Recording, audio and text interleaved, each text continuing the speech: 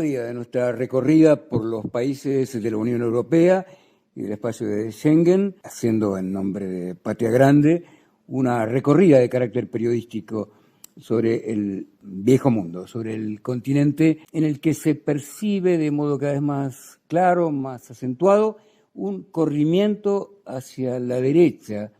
En los países en donde hasta hace muy poco tiempo prevalecían políticas de gobierno de naturaleza progresista, el caso de Suecia, el caso de Finlandia, donde la extrema derecha se ha convertido en un bastión. Hay situaciones en el resto del viejo continente en donde estas cuestiones aparecen cada vez con mayor fuerza, con mayor claridad. Y claro, para nuestra visión latinoamericana esto representa un problema. Pero hoy estamos en el último momento de nuestra gira, en la residencia de la Embajada Argentina en Madrid, con su titular, Ricardo Alfonsini. Vamos a entrevistarlo ahora para ver qué piensa, en principio, de esto que acabo de decir, el corrimiento, el giro a la derecha que se ve en la mayor parte de los países de la Comunidad Económica Europea. Ricardo, ¿cómo estás? ¿Cómo te va, Ernesto? Muchas gracias por la nota. Bueno, la pregunta está planteada, Ricardo. Decime, ¿cuál es tu visión después de tantos años de estar aquí? Sí, lo más preocupante tal vez sea el fenómeno siguiente, la emergencia de ciertos liderazgos muy corridos a la derecha, autoritarios. Eso por lo menos es lo que les preocupa a la mayoría de los dirigentes acá en Europa, la emergencia de esos liderazgos, e incluso también en América Latina. Pasa lo mismo. Bueno, yo creo que para detener esos liderazgos hay que producir cambios muy importantes desde el punto de vista de las políticas económicas que se aplican. No se va a detener a esas emergentes con discursos que defiendan el statu quo. Para mí no. Hay un gran desencanto por parte de la sociedad que tiene que ver con el hecho de que han perdido confianza en el futuro. Y bueno, eso genera las condiciones que hacen posible la emergencia de esos liderazgos, ¿no? Hace muy pocos días estuvo el presidente de Brasil, Luis Ignacio Lula da Silva, y hubo algunos encontronazos, sobre todo con las autoridades francesas por el intento de establecer un acuerdo entre el Mercosur y la Unión Europea, a raíz de algunas exigencias que en particular los franceses le plantearon a Lula vinculada con la producción agropecuaria y con la utilización de reglas que solo sirven a los intereses europeos, esto desde el punto de vista de Lula. ¿Qué pensás? Mira, yo, más allá de lo que cada uno pueda pensar acerca de los términos en los que se arribó a este acuerdo, lo cierto es que si se ha demorado es por responsabilidad de la propia Europa.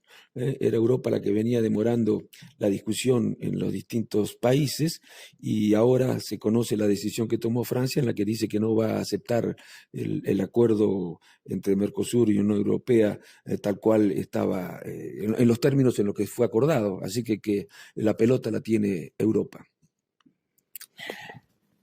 Con respecto a la situación política en España, yo entiendo que como embajador de la República Argentina no puedes profundizar demasiado, pero nosotros hemos recorrido en el tiempo en el que estuvimos aquí, días anteriores y en esta última visita, hemos establecido contacto con algunos dirigentes del PP y le hemos preguntado por esta asociación que tiene el Partido Popular, que es un partido de derecha, con una expresión mucho más corrida a la derecha, como es Vox.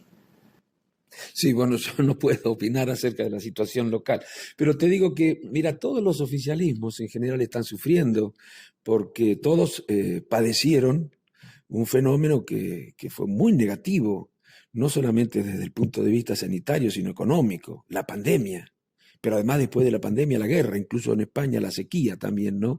A pesar de ello, bueno, se han registrado índices que revelan que España ha experimentado una mejoría en términos económicos, incluso en términos macroeconómicos. La inflación, por ejemplo, es inferior a la que existe en la mayoría de los países del resto de Europa. Pero bueno, y el crecimiento previsto está por encima del que se puede registrar en otros países de Europa. Pero lo cierto es que desde el punto de vista electoral las cosas están complicadas porque, bueno, pasaron años en los que, como consecuencia de la pandemia y ahora de la guerra, se han generado problemas económicos y con ello problemas sociales. Habrá que ver qué es lo que decide la ciudadanía. La ciudadanía española se va a despedir en las elecciones adelantadas para el 23 de julio próximo, pero nosotros en Argentina tenemos elecciones en octubre y la situación en nuestro país es bastante complicada. Hay una clara diferenciación entre dos modelos, dos proyectos de país. Uno, el que expresa ahora Unión por la Patria, con la fórmula Massa-Rossi, y otro, el que está representado por las distintas personalidades que pretenden obtener la candidatura presidencial o el triunfo electoral. Estoy hablando de Larreta, estoy hablando de Bullrich, estoy hablando de Milei. Sí, bueno, en la Argentina pasa lo mismo que en todos los países. Hay una confrontación entre dos proyectos políticos, uno de izquierda y otro de derecha. Lo que pasa es que a los argentinos nos da cierto pudor utilizar estos términos. En Europa no. En Europa nadie se sienta acomplejado por decir yo soy de derecha, ni nadie se sienta acomplejado por decir yo soy de izquierda. Y esta confrontación entre la izquierda y la derecha es la que se está dando en todos los países. Y bueno, también en la República Argentina, ¿no? ¿Cuál es la diferencia entre unos y otros? Bueno, habría que escribir un libro, pero yo te diría que hay una idea básica que caracteriza a la derecha, que es la siguiente. Para la derecha, lo mejor que pueden hacer los gobiernos por la economía de un país, en consecuencia por la gente, porque del cómo funciona la economía depende muchísimo las condiciones de vida de la gente. Bueno, para la derecha lo mejor que pueden hacer los gobiernos por la economía de un país es meterse lo menos posible. La izquierda, los sectores progresistas piensan que la economía es algo muy importante que no se puede dejar librado únicamente al mercado, porque como te decía, de ello depende las condiciones de vida de la gente. Yo soy de los que adhieren a posiciones de izquierda o progresistas. Y el radicalismo, Ricardo, porque el radicalismo tiene mucho que ver contigo y vos con él. Sí, bueno, yo te digo una cosa, lo digo siempre, el radicalismo solo nominalmente está Juntos para el Cambio. Desde el punto de vista de lo que es importante en un partido político, sus ideas, su significado, su razón de ser, su ideología, su proyecto, digamos, no tiene nada que ver con el radicalismo.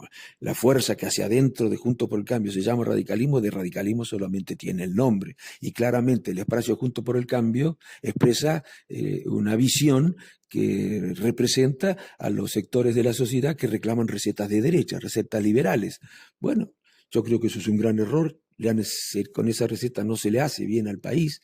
En nuestro país no se van a resolver los problemas con recetas de esa naturaleza y además le han hecho un daño a la Unión Cívica Radical, con lo que también le hacen un daño al país, porque en la medida en que tengamos partidos políticos con calidad, bueno, la política va a tener un funcionamiento mejor. Y la verdad que andar cambiando de ideas y transformarte en lo opuesto de lo que fuiste, no habla mucho de la calidad de los partidos, ¿no?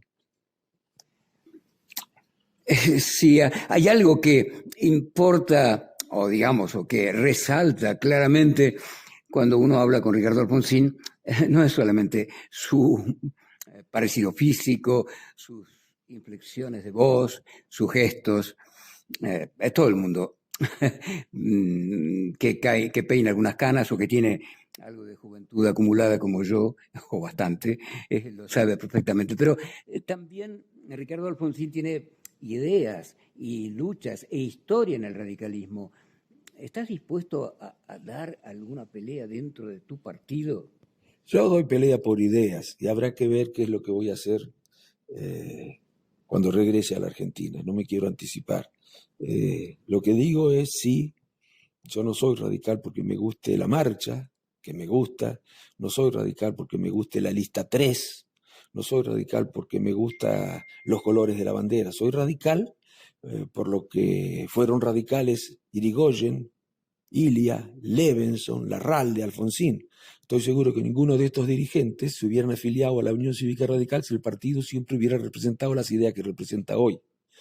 Y bueno, yo voy a dar una pelea por las ideas del partido. Veré cómo, cuándo, dónde, pero voy a dar una pelea por esas ideas. No creo, reitero, que lo que hoy está haciendo el partido tenga nada que ver con la Unión Cívica Radical. Sé que lo reivindican a Alfonsín muchos, a Irigoyen, probablemente Alfonsín, Irigoyen e Ilia sean los dirigentes a los que más homenajes se le hacen. Yo les digo a mis correligionarios que no sé si van a hacerle un homenaje o a pedirle disculpas, porque la verdad que más allá de las veces que le rinden homenaje o que lo invocan, hacen exactamente lo contrario de lo que hubiera hecho Raúl Alfonsín. Alfonsín no hubiera hecho un acuerdo como el que ha celebrado la Unión Cívica Radical en el año 2015, antes de las elecciones presidenciales.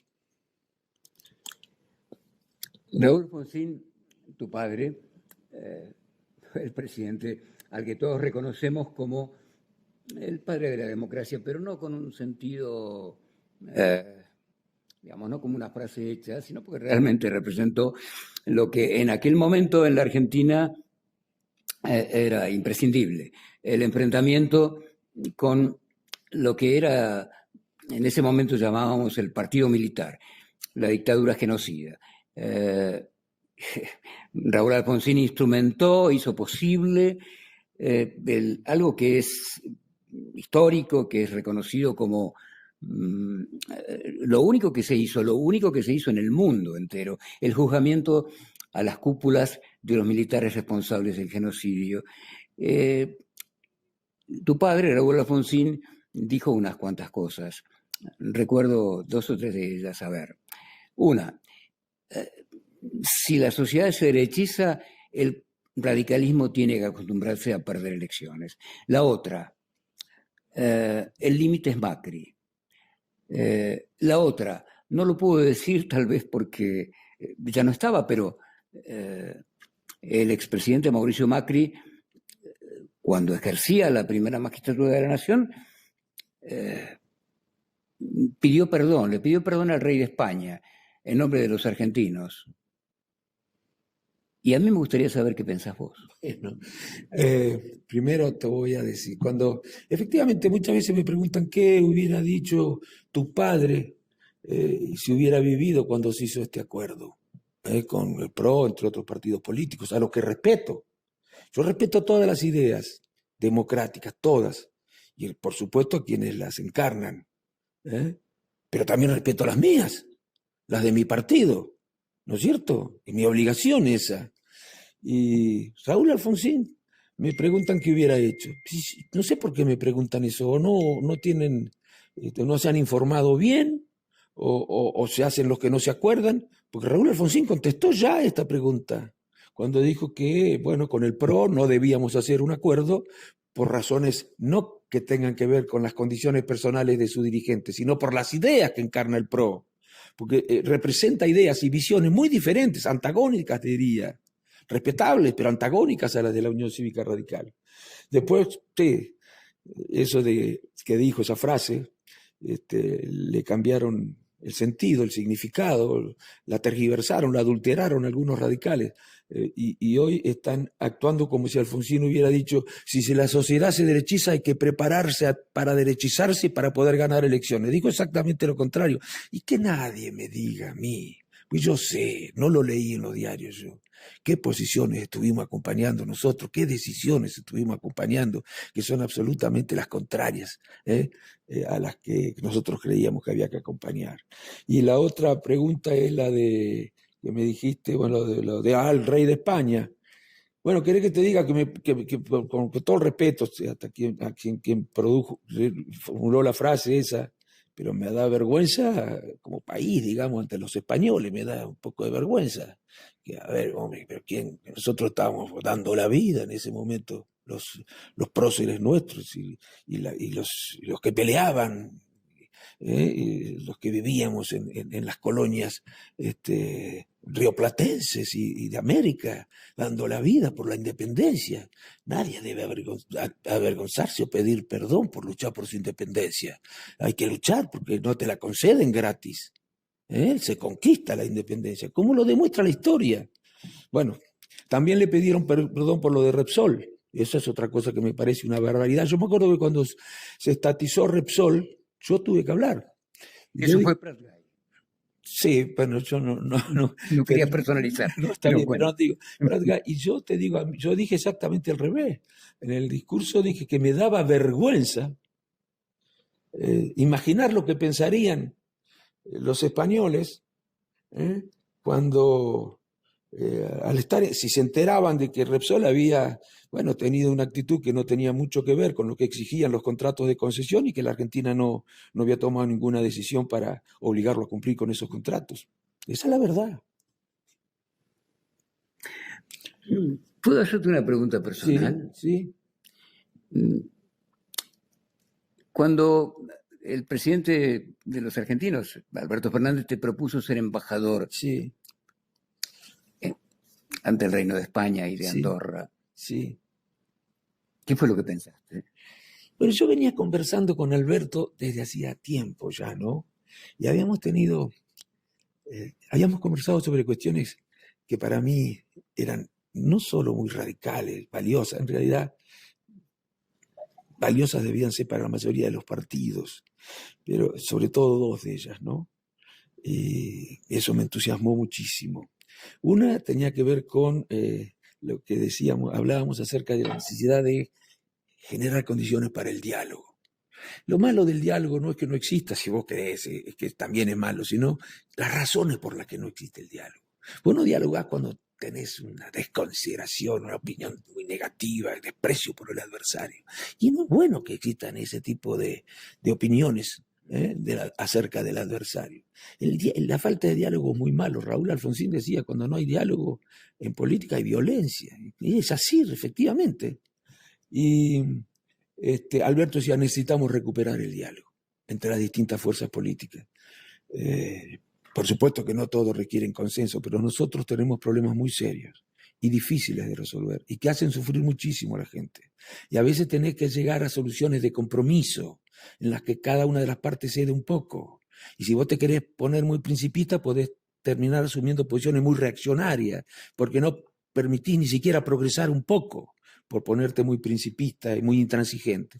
Yo creo que una de las virtudes del estadista es precisamente saber hasta cuándo puede confrontar, pelear y tirar y cuándo debe aflojar un poco para arreglar. No es fácil comprender cuál es ese momento, ¿no? Pero esa es una de las virtudes del estadista. Y eso hablábamos con Alberto, la necesidad del diálogo. Y hablamos además que la necesidad del diálogo en particular para resolver la crisis que padece una de las instituciones más importantes del país, que es el Poder Judicial. Porque esto del descrédito del Poder Judicial no es nuevo, y la responsabilidad de este descrédito es de la política. No hemos sido capaces nosotros de hacer las cosas de manera tal de que la gente no tenga ninguna duda acerca de la independencia con la que puede efectivamente actuar el Poder Judicial. Independencia no solamente de otros poderes del Estado, independencia también de poderes fácticos, de poderes económicos. Bueno, tenemos que garantizarle eso a la sociedad. Si no lo hacemos, no solamente desconfiará del Poder Judicial, sino también desconfiará de los políticos. Y eso es muy, muy dañino, le hace mucho daño a cualquier país.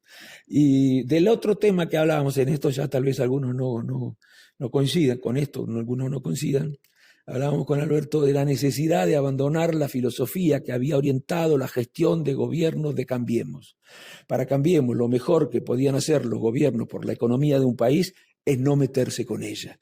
Esas políticas que se aplicaron durante el 2015 al 2019 estuvieron inspiradas en esa filosofía. Ya sabemos cuáles fueron las consecuencias del 2015 al 2019 de esas políticas, pero también sabemos cuáles fueron las consecuencias en otros tiempos en los que se aplicaron estas mismas políticas, como por ejemplo, comparo nada más que las políticas económicas, ¿no? En los tiempos de la dictadura militar, aunque luego un gobierno democrático también aplicó ese tipo de recetas y no nos fue bien, pero además fijémonos en el mundo, qué es lo que ha pasado con esa receta. Nunca han mejorado con esa receta los sectores populares.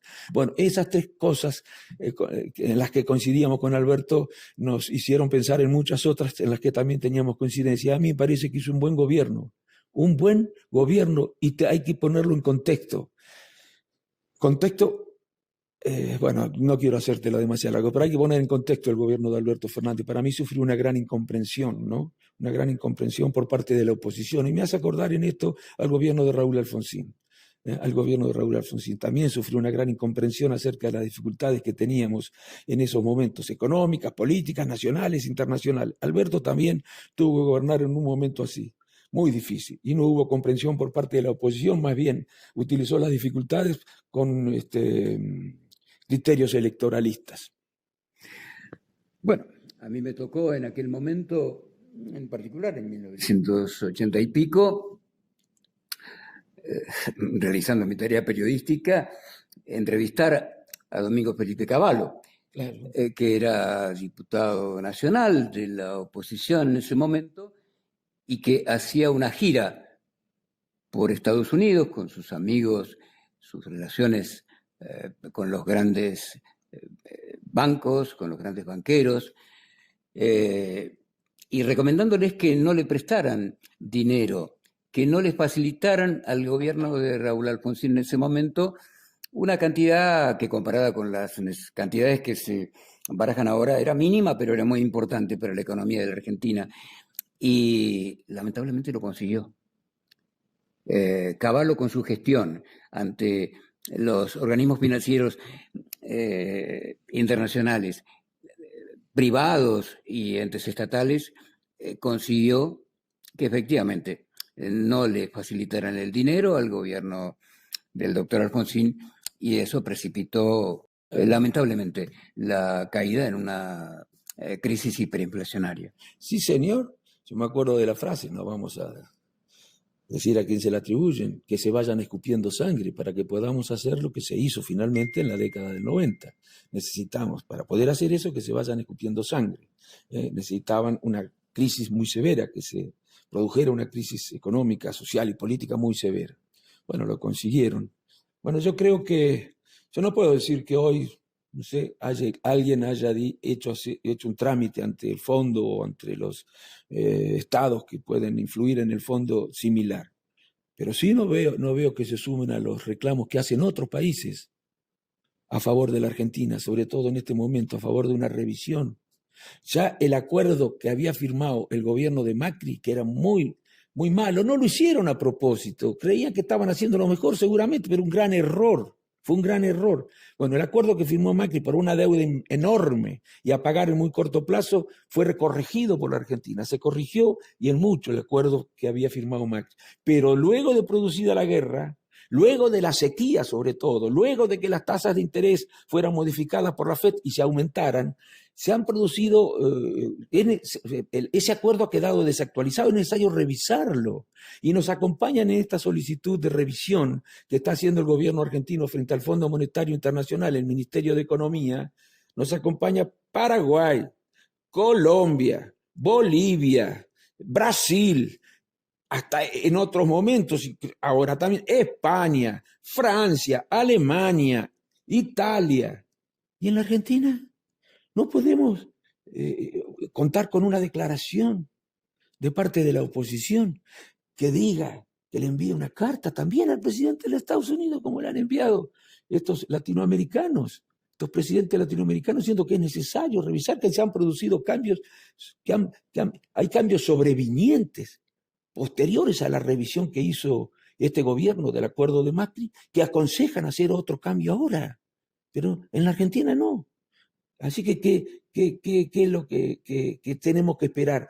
Que la oposición no diga nada de cosas tan importantes como esta. Yo no sé cómo los argentinos no le reclamamos a la oposición, que se manifieste también,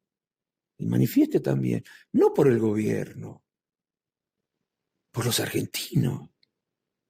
Sí, se advierte claramente que hay dificultades para comprender lo que es el interés nacional por encima de las internas políticas partidarias. Nosotros estuvimos aquí, no quiero que te involucres en esto que voy a decir, pero nos tocó estar en España cuando la presidenta del PRO, que es candidata o precandidata a la presidencia de la República Argentina, me refiero a la señora Bullrich, sostuvo ante un auditorio que la aplaudió a rabiar la Fundación Libertad, que preside el escritor Vargas Llosa, que había que dinamitar la economía del kirchnerismo. Esto fue una frase textual, pero ese dinamitar forma parte de un lenguaje que se viene utilizando desde esas fuerzas políticas hace bastante tiempo. Sí, claro, bueno, yo no puedo creer que se utilice ese lenguaje, porque es un lenguaje impropio de la política civilizada, de la política con mayúscula. Hoy la oposición no le reconoce ningún mérito al gobierno. Por ejemplo, hay muchísimas dificultades y no podía ocurrir otra cosa después de los problemas que hubo que enfrentar. Tengamos en cuenta el contexto en el que tuvo que gobernar. Todos los países del mundo sufrieron y en muchos sentidos.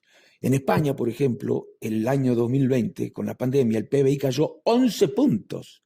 En Argentina cayó 9 y pico, pero todos los países vieron aumentar el desempleo, vieron aumentar sus deudas, se generó inflación, cayeron las inversiones, se detuvo el comercio internacional. Todos los países sufrieron y por supuesto nosotros sufrimos, porque teníamos una deuda extraordinaria. Esa quizás es la peor parte de la herencia del anterior gobierno, pero además tuvimos una oposición que no comprendía demasiado las cosas y no me parece que haya que ignorar, por ejemplo, que a pesar de todo se registró récord las recaudaciones están por encima. Recaudaciones son recursos del Estado para poder destinarlos sobre todo a los sectores que más necesitan las prestaciones de servicios por parte del Estado.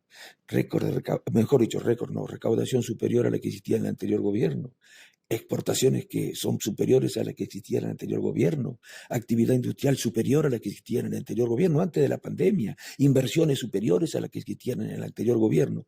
Claro que no se nota porque hay una gran inflación que ha hecho caer el poder adquisitivo de los salarios. También había caído en el gobierno de Macri, 20 puntos había caído. También se había duplicado la inflación en el gobierno de Macri y la iban a resolver de taquito. Y yo no creo que cuando Macri decía esto lo dijera por demagogo.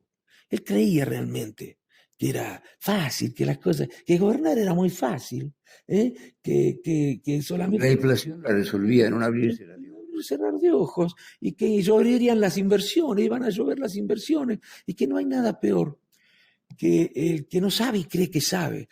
Y creían que gobernar el país es como manejar una empresa. No, son cosas muy distintas, gobernar un país y manejar una empresa. Yo me acuerdo que decían, no, los problemas que tenemos los argentinos tienen que ver con el hecho de que los políticos son ignorantes, no saben, les falta mundo, no han estudiado en las principales universidades, ¿no? Y bueno, y que el día que llegaran quienes no eran políticos y que hubieran hecho todas estas cosas que ellos le echaban de menos en los políticos, los problemas se arreglarían. Bueno, llegaron un día, llegaron en el 2015 y en el 2019 perdieron las elecciones. Y no porque les fue bien, porque no les fue bien. Por eso la perdieron, porque no les fue bien. Y no es que no les fue bien porque no querían que les vaya bien. Ellos querían hacer las cosas bien. Pero bueno, la receta que se aplicaban era una receta que no podían sino tener las consecuencias que efectivamente tuvieron. Por eso yo le digo a la sociedad, por favor, sobre todo a los sectores de la clase media, a los sectores del trabajo, a los jubilados, a los empleados públicos, a los docentes, a las enfermeras, bueno, que voten pensando en sus intereses y en el interés general, ¿no? Y yo creo que no hay nada que esté por encima.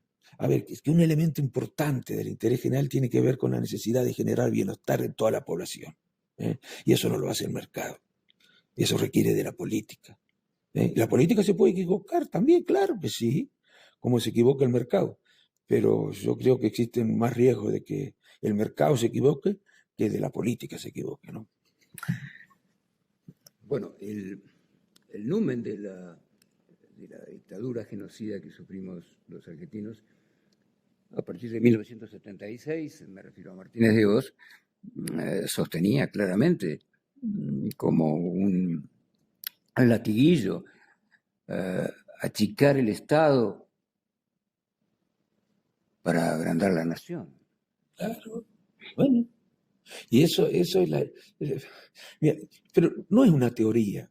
A ver, no es que yo haya leído teoría económica y diga que en función de la teoría económica ha quedado demostrado, si no, no sería una teoría, si estuviera demostrado, que la deserción del Estado en las cuestiones económicas no es buena.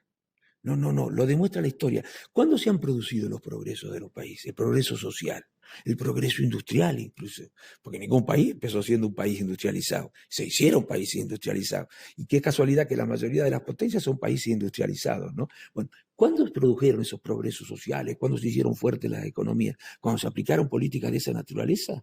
¿No?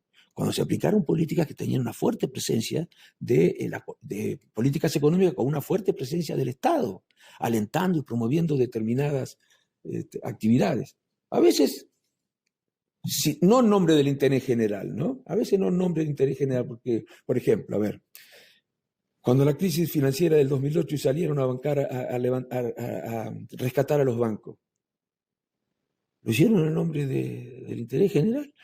Tenemos la idea de que el neoliberalismo rechaza el Estado. Lo rechaza mientras no lo necesite. Hay un grupo de corporaciones que están muy interesadas en que el Estado no se meta, porque entonces son ellas las que deciden cómo se organiza la economía, cómo se distribuye el ingreso, cómo se pagan los impuestos, pueden influir mucho en las corporaciones. Ahora, cuando esas mismas corporaciones que están contra el Estado necesitan del Estado, ahí sí piden que el Estado intervenga, ¿no? Como ocurrió, por ejemplo, con la crisis financiera del año 2008, como ocurrió, por ejemplo, con la pandemia, que salvó el Estado a muchísimas empresas.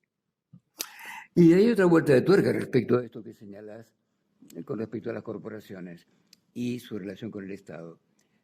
Cuando las grandes corporaciones, me refiero a las grandes corporaciones, claro, las que ejercen prácticamente la gobernanza mundial. Claro. Cuando ellas, cuando quienes las representan, ponen a los gobiernos, entonces están absolutamente de acuerdo con las políticas del Estado. Exactamente. Pero el asunto es que los gobiernos nos ponen el voto. Entonces deberíamos estar aplicando políticas que son las que quieren las mayorías, cuando son las gobernaciones las que, deciden a través de la influencia que tienen sobre los parlamentos o sobre el ejecutivo de la política, la democracia se degrada. La democracia es un régimen en el que no solamente la gente elige quién los va a gobernar, sino que elige en función de programas, y esos programas tienen que ser cumplidos. Así que no se extrañen entonces algunos dirigentes políticos con un gran compromiso con la democracia, si ven que emergen esos liderazgos de los que hablamos antes, y no van a detener, insisto, esos liderazgos con discursos moralistas y defendiendo el statu quo. A la gente hay que decirle que se han cometido errores. Se están dando cuenta ahora de que se han cometido errores. Ahora, por ejemplo, en Europa se empieza a hablar de nuevo de la necesidad de industrializar. Se arrepienten de haber promovido la deslocalización, la desindustrialización en Europa, haber enviado las fábricas que existían en Europa y en Estados Unidos a Asia. Ahora se arrepienten y quieren revertir el proceso. Y en Argentina todavía estamos discutiendo si hay que industrializar o no. Y en todo caso, si a esa decisión la tiene que tomar el mercado o la política. Por favor, Dios mío, a ver si nos damos cuenta. Esta decisión la tiene que tomar la sociedad a través de sus representantes, lo que elige a través del voto. La política la tiene que tomar. Soy radical, pero me imagino que no te va a molestar que recuerde una cita que Perón hizo alguna vez y sí, quedó en la memoria popular, sí, cuando dijo que la víscera más sencilla del hombre es el bolsillo. Sí. Y esto tiene que ver con algo que vos dijiste en el curso de esta nota respecto a las dificultades que puede tener el hombre de a pie, la mujer de a pie, la gente en general respecto de algunas cuestiones que pueden considerar o sonar abstractas para la vida de todos ellos. ¿Qué pensás sobre esto? Bueno, sí, cada vez las sociedades cada vez son más complejas, cada vez nos cuesta más entender qué es lo que está pasando, identificar bien dónde están nuestros intereses, y aquí deberían cumplir un rol muy importante los medios de comunicación. Vos fijate con el tema del discurso del odio. No hay que decirlo. El discurso del odio es muy malo, nocivo. Es terrible, ¿eh? Y puede terminar causando problemas muy serios, hay que detenerlo. Y claro que hay un discurso del odio, pero cualquiera que vea y ingrese a las redes sociales, no a ver lo que dice una persona que no sabemos quién es, a ver lo que dicen dirigentes. Hace poco un dirigente de una fuerza, líder de una fuerza aliada, Cambiemos, dijo que este tipo de manifestaciones, como las que habían ocurrido en Jujuy, se arreglan con bala o cárcel. ¿Cómo puede decir un dirigente una cosa de esa naturaleza, amigo? Bueno, digo, los medios de comunicación deben hacer docencia. La política debe hacer docencia, sí, pero tenemos dificultades para hacer docencia, porque la política en este momento, frente al desafecto y la desconfianza por parte de la sociedad, no goza de demasiada credibilidad. Pero los medios sí pueden gozar de credibilidad y deberían hacer un esfuerzo para terminar con este clima de confrontación, de crispación. El adversario es perverso, el adversario nunca tiene razón, el adversario siempre está haciendo las cosas mal porque quiere. Deberíamos terminar con eso. La barbaridad, los adjetivos que se utilizan para definir al adversario. Dios mío, estas cosas, y son promovidas, a veces celebradas por los medios. De uno y otro lado, hay que tener mucho cuidado porque, bueno, el rol de los medios de comunicación, ¿cuál es? Generar conciencia, hacer docencia. ¿Cuál debería ser el rol de los medios de comunicación? Tratar de que la gente cuente con todos los elementos de juicio como para poder hacer un análisis autónomo acerca de lo que está pasando en el país, ¿no? Interpretar adecuadamente la realidad. No pasa eso hoy. Y la política no puede hacer demasiado por eso, ni creo que sea la mayor responsable. Hoy, digamos, hoy la política no puede comunicar como sí pueden hacerlo otras instancias. Comunicar para generar conciencia, no para manipular, no para persuadir. No son medios de persuasión, son medios de comunicación. Ricardo, tu mención acerca del discurso del odio, que efectivamente se instaló en la sociedad argentina y muy lejos de haber sido combatido por los medios de comunicación, yo creo que fue estimulado de alguna manera por algunos de ellos, los más concentrados al menos. Pero cuando mencionabas esto, yo no puedo menos que recordar que el 1 de septiembre del año pasado intentaron asesinar a la vicepresidenta de los argentinos y en uno de sus discursos o manifestaciones últimas,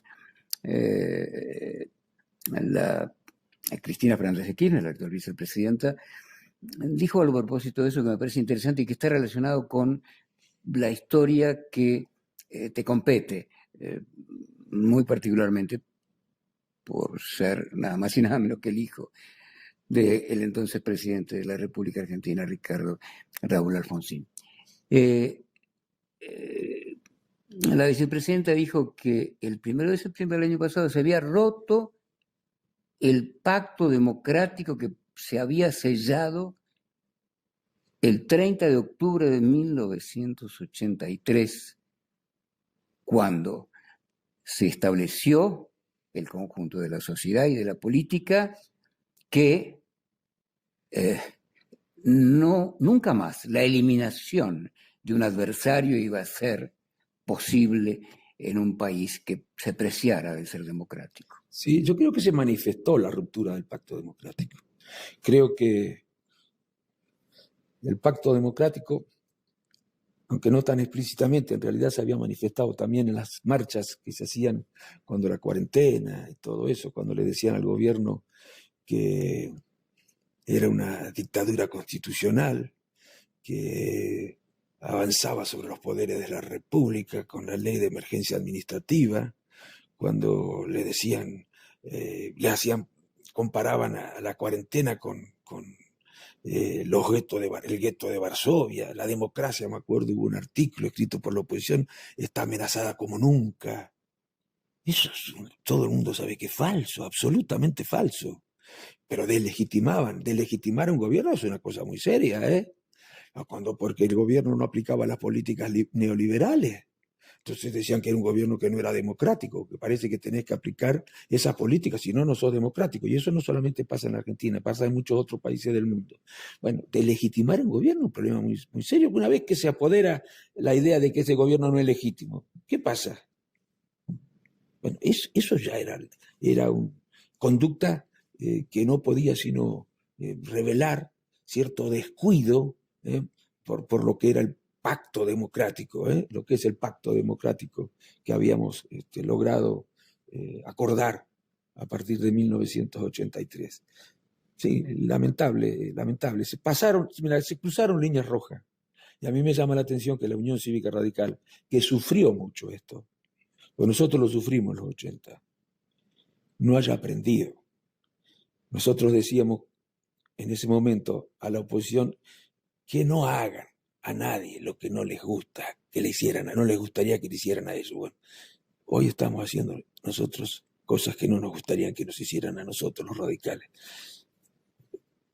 El gobierno tuvo que enfrentar muchísimos problemas y no es menor el de la gran incomprensión. Vieron las dificultades como un aliado desde el punto de vista electoral en la oposición. Casi diría la pandemia fue un aliado, porque sabían que no iba a poder mejorar la situación económica y social heredada en el 2019, que se iban a generar complicaciones y era necesario hacer un esfuerzo para que la sociedad creyera que las complicaciones que se generaban no era culpa de la pandemia, culpa del virus, sino del gobierno. Y hubo toda una campaña orientada a instalar esa idea en la sociedad, y creo que se instaló, más allá de los errores que se cometen siempre en los gobiernos. Ningún gobierno hace todo mal, ni siquiera en la década del 90, cada vez que se abrió una universidad o se hacía una escuela era una cosa buena. Ningún gobierno hace todo mal, tampoco ningún gobierno hace todo bien. Bueno, y por supuesto que se han cometido errores. Se han cometido errores, pero yo creo que hubiera sido mucho peor la cosa si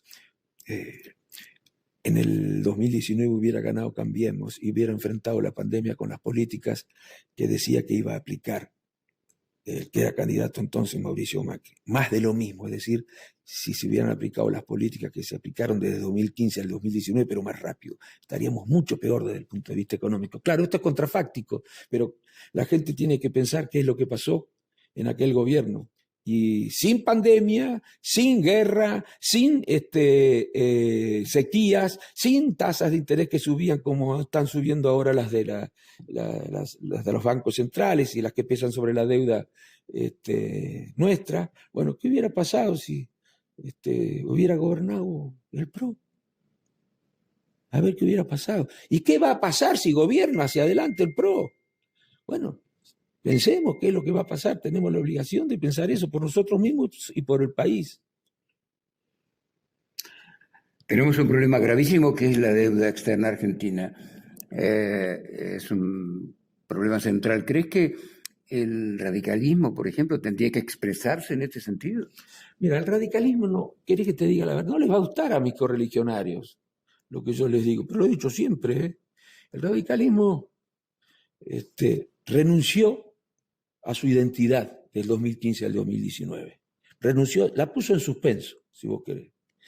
Y acompañó todas las decisiones que tomaba el gobierno, aunque fueran exactamente las contrarias que las que nosotros creíamos que había que tomar. Ellos lo negaron, pero es así, yo lo sé, yo no lo leí en los diarios, ni me lo contó nadie, yo lo sé. Acompañamos decisiones que nosotros creíamos que no eran buenas, probablemente porque pensaban que haber planteado diferencia hubiera afectado la imagen de cohesión del gobierno y eso no era bueno. Probablemente pensaban eso, no lo sé, probablemente pensaban eso. Y vos me habías preguntado por el partido, si el partido se ha corregido, ha cambiado de... Sí, tendría que manifestarse respecto de... de la deuda, pero absolutamente. Y recién ahora ha empezado a hacer alguna tímida crítica respecto del endeudamiento. Pero eso fue un error garrafal. Tal vez obligados a cometer ese error por lo que habían hecho antes con el endeudamiento privado que no se podía pagar. A ver, lo que no saben los argentinos es que el gobierno de Macri terminó en default. ¿Por qué en default? Terminó en default porque modificó unilateralmente las condiciones de pago de la deuda en pesos. Es decir, lo que vencía en un año, le dijeron, no, te lo voy a pagar otro año, unilateralmente. Eso literalmente se llama default.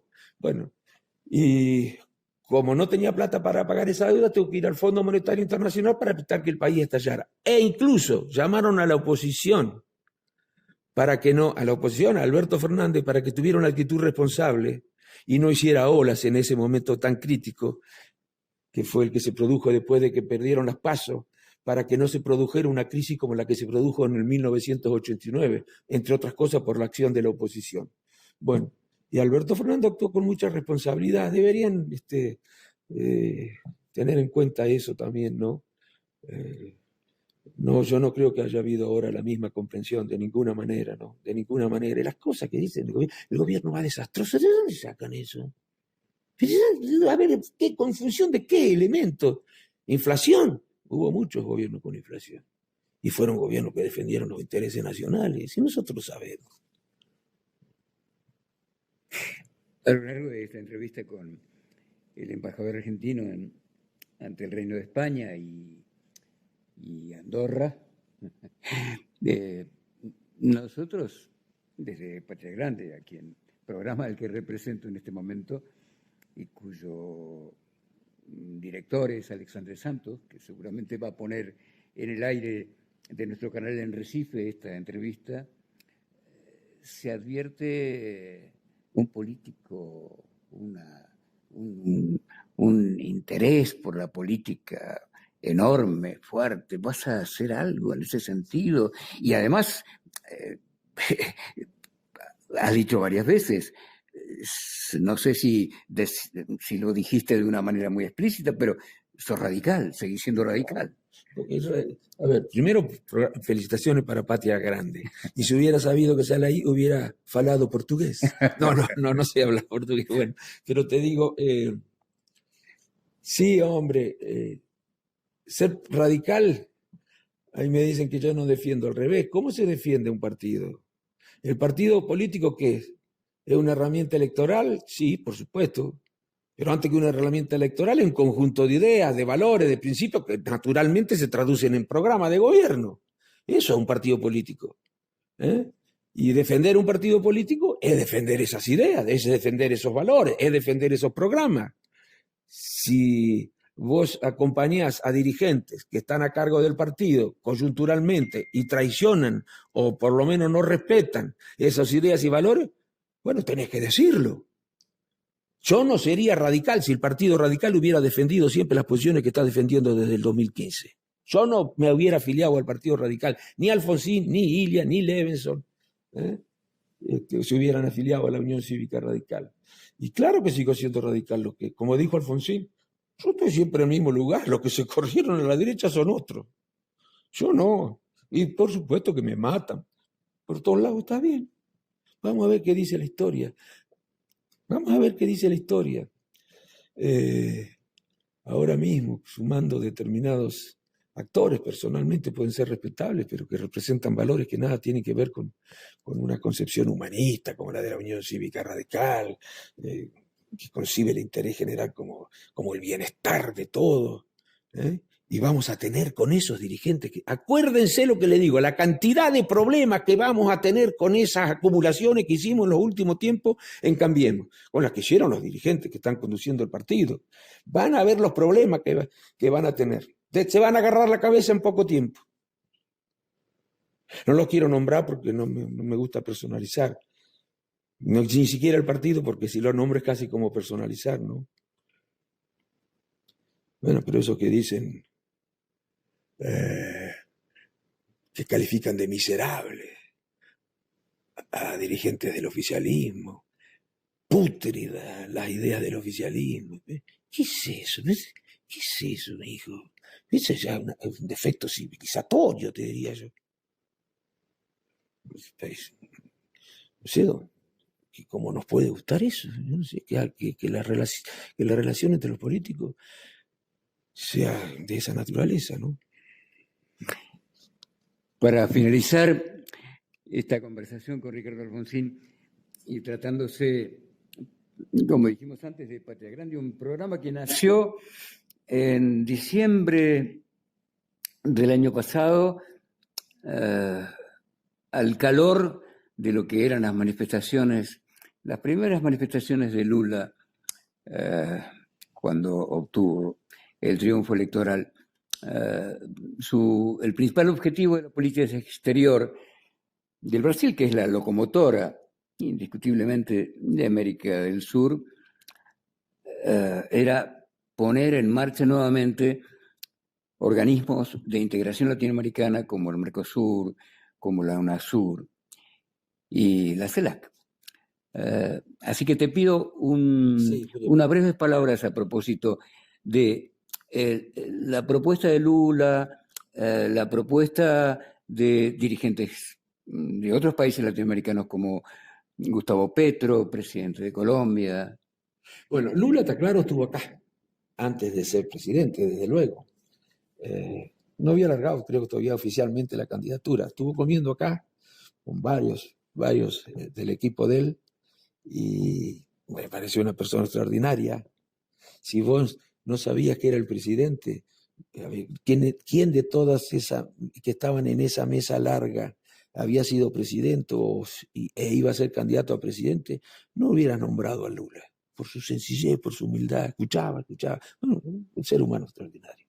Y bueno, yo respecto de la unidad latinoamericana, estoy convencido de que es absolutamente necesaria, cada vez más en un mundo que se ha ido haciendo cada vez más interdependiente, asimétricamente interdependiente. Se necesita que los países de América Latina, que por sí solos no están en condiciones de influir en la discusión que se va a venir acerca de cómo debe configurarse el nuevo orden mundial, bueno, deberían unirse para, desde un espacio supranacional, defender sus propios intereses. Ya sé que tenemos diferencias, pero también tenemos coincidencias, también tenemos intereses compartidos, tenemos necesidades compartidas y vamos a poderlas defender mejor si estamos unidos. Ahora algunos no entienden. Y nosotros también hemos sido responsables de no poder hacer esa unidad, o cada vez que se ha intentado debilitarla por nuestras propias conductas. Ahora también han influido de afuera, para que no se produzca la unidad, porque claro, la creación en el sur de un espacio que gane margen de maniobra y de acción no les gusta demasiado a los que tienen deseo de que América Latina se siga dividida para poder negociar en otras condiciones. Y eso es lo que hacen los demás países, defienden sus intereses. Nosotros tenemos que defender los nuestros y creo que hacerlo desde un espacio supranacional es más eficiente que hacerlo desde cada uno de los países individualmente. Ahora con el UNASUR, ojalá se consolide, la CELAC, ojalá se consolide. ¿Qué creen que son tontos los de la Unión Europea que se unieron simplemente para que terminen la guerra? No, se unieron para poder enfrentar un mundo que se venía, era fácilmente previsible, cada vez más interdependiente, en mejores condiciones. Y tenían diferencias entre ellos, muchas más de las que teníamos nosotros, de las que tenemos nosotros en Latinoamérica. Y sin embargo hicieron la Unión Europea, la que Lula calificó como institución universal, debería de calificarla la UNESCO, decía, o algo así, de patrimonio universal de la institucionalidad política, decía Lula, a la Unión Europea. Bueno, yo creo que necesitamos avanzar en esa dirección y ojalá podamos hacerla. No es necesario que todos pensemos lo mismo. Se trata simplemente de tener la suficiente capacidad de identificar los problemas que compartimos y a partir de allí empezar a trabajar juntos. Habrá algunos que tendremos que dejarlos y cada uno tendrá que defenderlo por sí solo, pero hay algunos que podemos defenderlo en conjunto y es mejor hacerlo en conjunto que solo. Ricardo, nos gustaría muchísimo poder hablar un largo tiempo sobre estas cuestiones que son fundamentales para el destino de nuestros pueblos, de nuestra gente, porque en todo caso supongo que estarás de acuerdo conmigo en que la política tiene sentido solo y en la medida en que se ocupe del bienestar de la población. Y de la política no se puede prescindir, porque luego uno dice la antipolítica, que en realidad es una palabra que no tiene sentido esa, porque ¿qué es la política? Es la actividad que tiene como finalidad organizar la sociedad. El hombre tiene que vivir en sociedad. Ahora, no en cualquier sociedad. De alguna manera nos tenemos que organizar. No nos dijo la naturaleza cómo. Eso se lo dijo a algunos animales que viven en sociedad, cómo se deben organizar. Pero a los seres humanos no. Tenemos que hacer nosotros la organización de la sociedad. Y bueno, no podemos prescindir. ¿O qué quieren? Un mundo sin manos y contramanos, para hablar de las cosas más sencillas. Un mundo sin policía, un mundo sin educación, un mundo sin justicia, sin registro de la propiedad, un mundo sin código civil, un mundo sin código penal. ¿Qué quieren? ¿Eso? Bueno, no se puede prescindir de la política. Los antipolíticos vienen a hacer otra forma de política, en la que lo primero que sacrifican son derechos fundamentales, esenciales para vivir con dignidad. Ricardo, muchas gracias. Gracias a vos. En serio, Ernesto, muchísimas gracias y saludo a tu amigo, Alexander Santos. Alexander Santos. Alexandre Santos. Alexandre Santos, un abrazo grande, que los he escuchado, decirle. Los he visto además. Muchas gracias de nuevo. Gracias.